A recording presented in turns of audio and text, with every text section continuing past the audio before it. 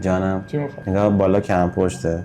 خب تقریبا تا نصف کوتاه بشه، پشتاش یه مقدار شیبش به صورت کوتاهی باشه که جلو بیفته بالا، پشتم رو جلو بخوابونه. بعد دور و برم قیچی بخوره دیگه، تقریبا نصف ماه کوتاه بشه. کلاسیک باشه دیگه. بله ولی حالتش به صورت اسپایکی. اسپایکی باشه حالتش، ولی آره. دور ما تا کلاسیک داریم بله. واقعیش کوتاه. و یه خط گردن ساده.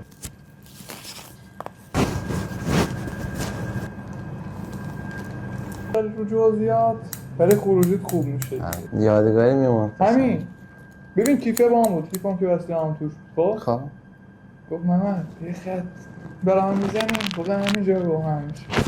یه نیمکت بود مثلا چراغ بالاش نشستیم ما با یه خط دیگه، یه فیدی انداختم براش دیگه و جمع شدن دور. جدی مردم دارن نگاه میکردن میخندن صحبت میکردیم.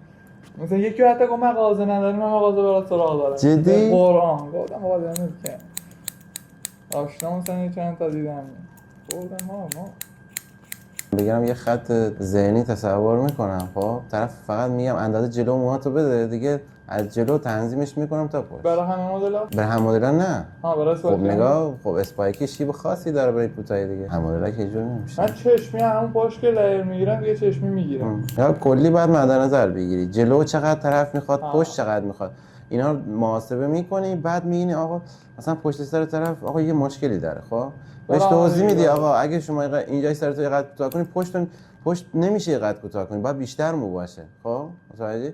بعضی مدل هست دیگه آقا نیم کره پشت بلندتر مو میذارن، جلو کوتاه‌تر میذارن. مدل مختلف. دقیقاً یکی از بهترین استایی که آدم میتونه تجربه کنه. شنیدی رسالش کن. آرامش بخشه. میدونی چند سال من نشستم؟ 5 سال من نشستم. 5 سال از وقتی که موهات گذاشتی.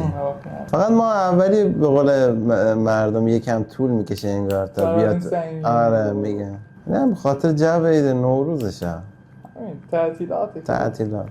نه خودم متعال تیر ما هم بعد تیر ما که میرسه مثلا حال میکنم دیگه. آینه نداری پشت گوشمو ببینم؟ ببینی؟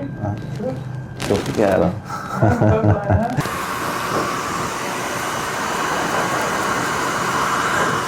نه نمیزنم. بیدار بلند شدم. آره برای اولین بار دوست دارم بزرگ بشه.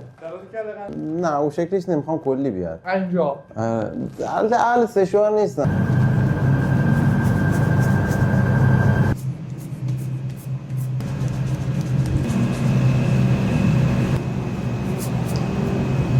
ممنون. چکه عزیز قربونه خوش آمدید. خداحافظ.